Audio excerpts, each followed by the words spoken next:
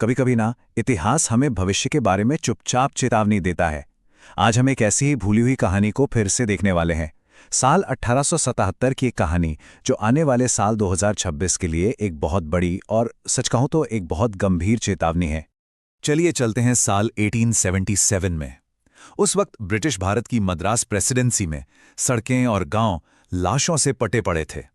ये कोई जंग नहीं थी, ना ही कोई महामारी फैली थी। नहीं, ये इतिहास का सबसे बड़ा अकाल था जिसमें सिर्फ भारत में ही करीब करीब 2 करोड़ लोगों की जान चली गई। और इस पूरी तबाही के पीछे सिर्फ एक ही वजह थी, मौसम। और पता है, ये सिर्फ भारत तक ही सीमित नहीं था। ठीक उसी साल दुनिया के दूसरे कोनों में चीन और ब्राजील भी ऐसे ही भयानक अकाल से जूझ रहे थे। ऐसा लग रहा था मानो पूरी की पूरी धरती एक साथ बीमार पड़ गई हो। और अब साइंटिस्ट कह रहे हैं कि 1877 का वो विनाशकारी मौसम पैटर्न 2026 में वापस लौट रहा है, और इस बार शायद और भी ज्यादा ताकतवर होकर। जरा इस नंबर के बारे में सोचिए, 2 करोड़। और ये आंकड़ा तो सिर्फ भारत का था। अगर इसमें हम चीन के करीब 3 करोड़ और ब्राजील के 20 लाख लोगों को भी जोड़ दें तो ये मानव इतिहास की सबसे बड़ी त्रासदियों में से एक बन जाती है, वो भी बिना किसी जंग के। तो सवाल ये है कि आखिर 1877 में ऐसा क्या हो गया था जिसने पूरी दुनिया को घुटनों पर ला दिया। देखिए, इसकी जड़ें हजारों किलोमीटर दूर पेरू के तट पर समंदर में हो रही एक हलचल में थी। वहां के मछुआरों ने इसे एक नाम दिया था, एल नीनो। और अब इसी एल नीनो का एक सुपर वर्जन हमारी तरफ दस्तक दे रहा है। अच्छा, इससे पहले कि हम 2026 की बात करें, यह समझना बहुत जरूरी है कि आखिर ये एल नीनो है क्या चीज। इसको ना बिल्कुल आसान भाषा में समझते हैं। पैसिफिक ओशन, जो दुनिया का सबसे बड़ा महासागर है, सोचिए उसका एक बहुत बड़ा हिस्सा जब अचानक से गर्म होने लगता है तो खरबों खरबों लीटर पानी से निकलने वाली गर्मी पूरी दुनिया के मौसम का मिजाज ही बिगाड़ देती है। अब जरा इसे देखिए, नॉर्मल दिनों में क्या होता है, ताकतवर हवाएं गर्म पानी को एशिया की तरफ धकेल कर रखती हैं। लेकिन एल नीनो के दौरान ये हवाएं सुस्त पड़ जाती हैं, कमजोर हो जाती हैं। नतीजा, गर्म पानी जहां का तहां रुक जाता है और समंदर के अंदर का पूरा सिस्टम ही बिगड़ जाता है। बस इसी एक बदलाव से पूरी दुनिया का वेदर पैटर्न तहस नहस हो जाता है। और इसका असर पूरी दुनिया पर पड़ता है।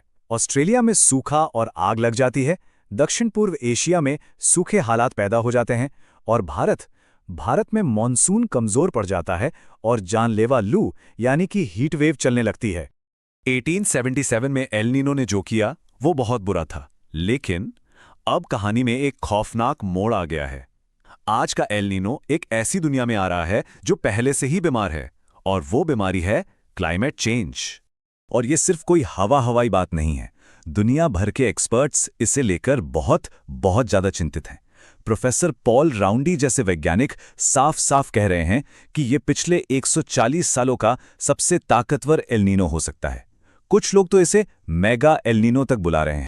और यही है असली ट्विस्ट। देखिए, एल नीनो तो सदियों से आता रहा है, लेकिन ये पहली बार है कि वो एक ऐसी धरती पर आ रहा है जिसका तापमान हमारी वजह से, इंसानी गतिविधियों की वजह से पहले ही 1.4 डिग्री सेल्सियस बढ़ चुका है। मतलब हमारी दुनिया को पहले से ही बुखार है।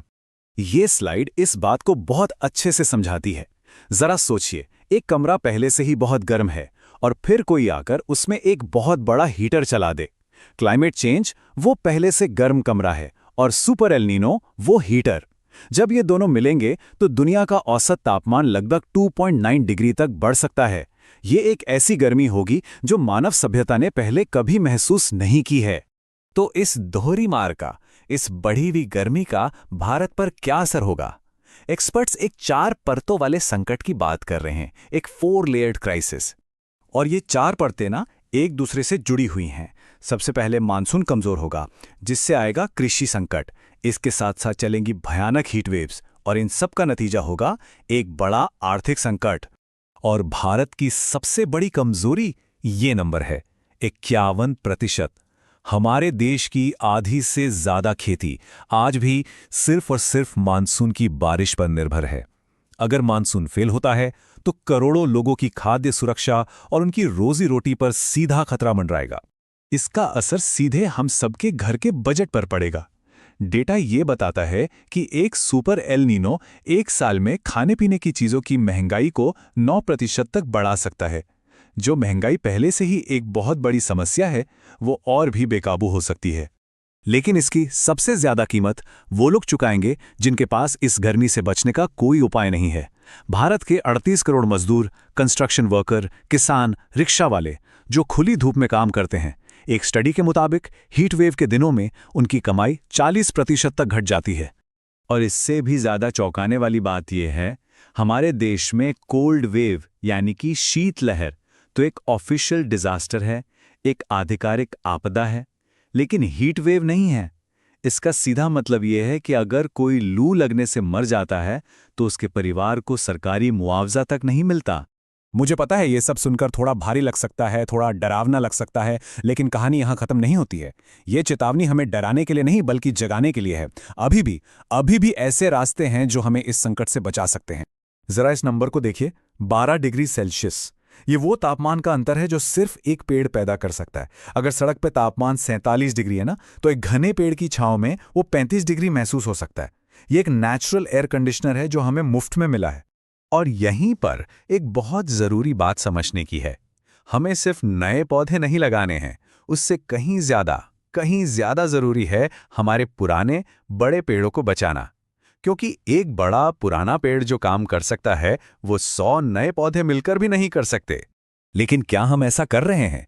आईआईटी बॉम्बे की एक स्टडी बताती है कि 2015 से 2019 के बीच हमने हर 1 वर्ग किलोमीटर नए पेड़ लगाने के बदले 18 वर्ग किलोमीटर पुराने जंगल काट दिए। ये हिसाब बिल्कुल उल्टा चल रहा है।